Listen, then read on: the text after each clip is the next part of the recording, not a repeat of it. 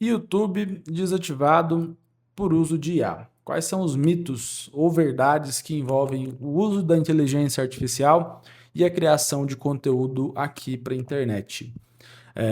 Vamos desvendar alguma dessas coisas com linguagem clara e objetiva e acessível. E caso você tenha algum tema relevante para abordar no canal, comente aqui abaixo que vai ser um prazer trazer um vídeo sobre. Muito prazer, meu nome é Felipe Santiago, eu sou advogado especialista em direito digital e vamos para o vídeo.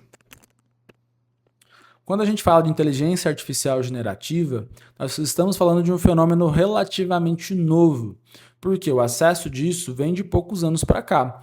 Até então, para a gente fazer um vídeo bem produzido, era necessário sentar, pensar numa ideia, desenvolver um roteiro, às vezes narrar esse roteiro quando se fala de canal dark, de conteúdo onde não aparece a pessoa. Era necessário pensar em fotografia, pensar em gravação, pensar em captação de áudio.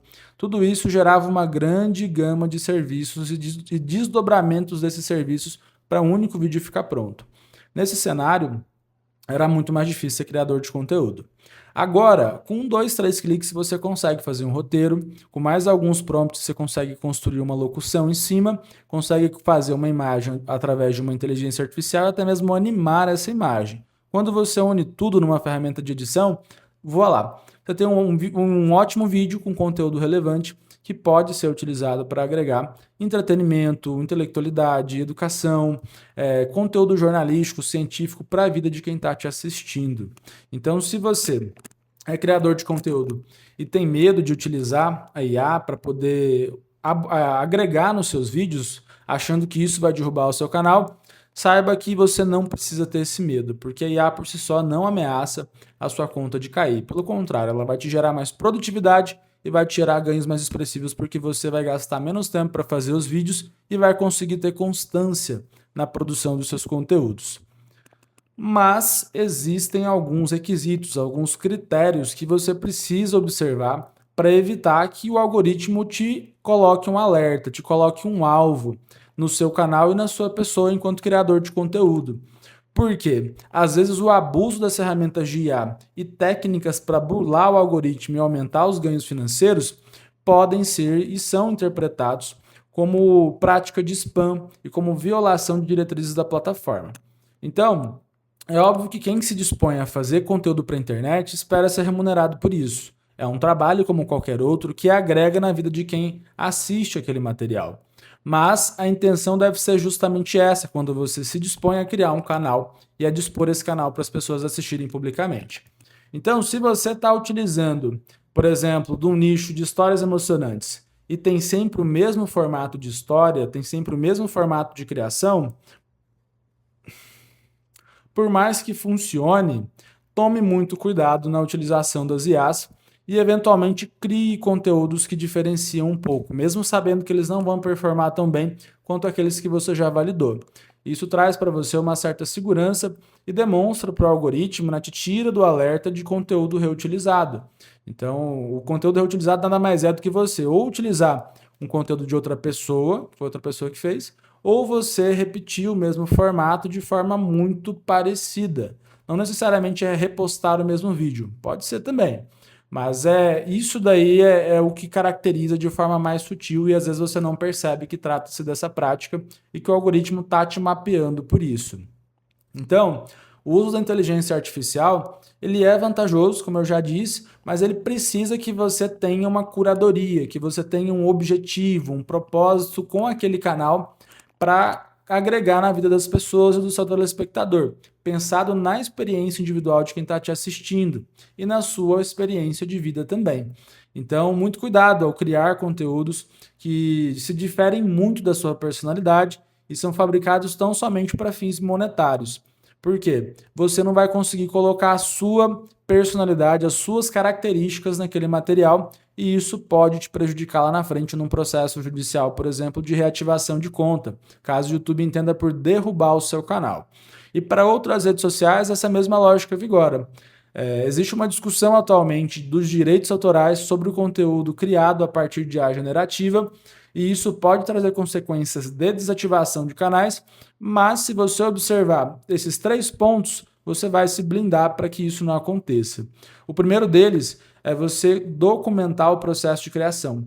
Você vai deixar muito claro ali no documento quais são os insights que você teve, quais foram os prompts que você colocou, quais alterações você pediu, por que pediu e quais foram as inspirações para aquele conteúdo ser feito.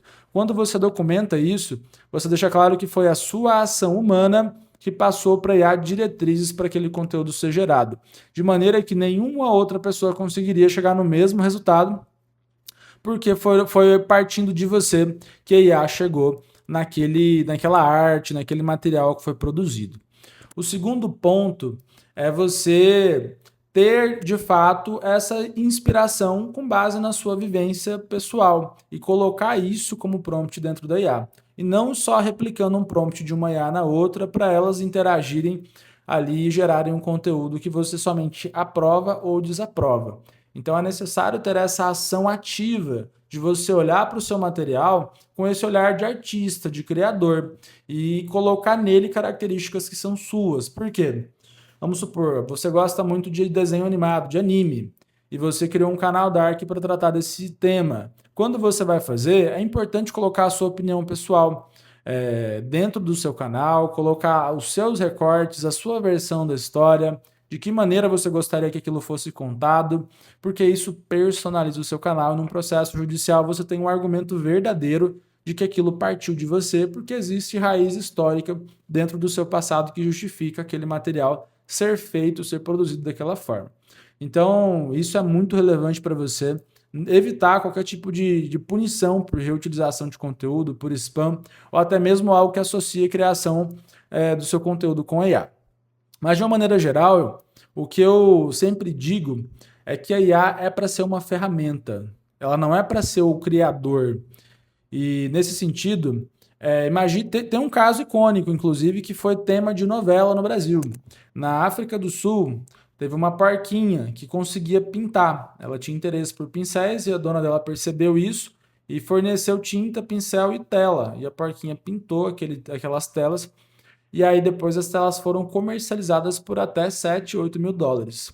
E o que isso traz e o que isso tem a ver com IA? Imagine que a IA é a porquinha. A IA é a porquinha.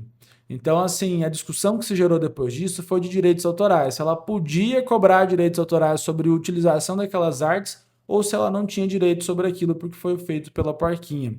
Na prática, não se tem uma resposta certa para isso. A comunidade jurídica se divide nesse tema. Mas uma coisa é certa. No meu ponto de vista, enquanto advogado, já que ela forneceu material para a porquinha pintar, decidiu as cores, o tipo de pincel e coordenou aquela ação do animal, ela é a coautora daquele material. E como a porquinha não tem direitos pelo fato de não ser pessoa, ela fica com os direitos autorais em cima daquela obra. E essa mesma lógica deve vigorar quando se trata de conteúdo feito por IA. Então, inclusive nos Estados Unidos, recentemente teve um caso onde um artista conseguiu reconhecer os direitos autorais da sua obra a partir de curadoria. Ele comprovou o processo criativo, ele comprovou o que ele fez para aquele conteúdo se tornar de fato relevante e único de uma maneira geral, e a partir daí ele conquistou os direitos autorais daquele material. Então, se for republicado por outra pessoa sem autorização dele, consequências jurídicas serão aplicadas para a pessoa que violar esse direito autoral dele, por exemplo. Então, quando a gente fala de canal Dark e a criação de conteúdo de maneira geral, IA deve ser uma ferramenta, não deve ser o criador do seu material. Lembre-se sempre disso na hora de desenvolver os seus vídeos, porque se acontecer com você do algoritmo te mirar e acertar uma punição injusta no seu canal ou sobre o seu CPF, você vai procurar um advogado especialista e esse advogado vai ter argumentos muito mais poderosos para te ajudar num processo judicial e a chance de você restabelecer a sua conta é muito maior. Independentemente da circunstância, o escritório atende esse tipo de caso, inclusive tem bons resultados nesse sentido, mas é importante que você observe esses pontos especialmente para evitar qualquer tipo de surpresa e garantir que a maior chance de resultado está na sua mão. Gostou desse conteúdo? Segue o nosso canal para mais. A gente posta conteúdo aqui semanalmente e é um prazer te ter aqui. Inclusive, aceito sugestão de conteúdo, vai ser um prazer se eu puder colaborar com você. Nossos dados de contato seguem na descrição desse vídeo, juntamente com conteúdo de blog que vai tratar de forma mais aprofundada sobre esse tema, caso você tenha interesse de conhecer um pouco mais. Um abraço e até a próxima.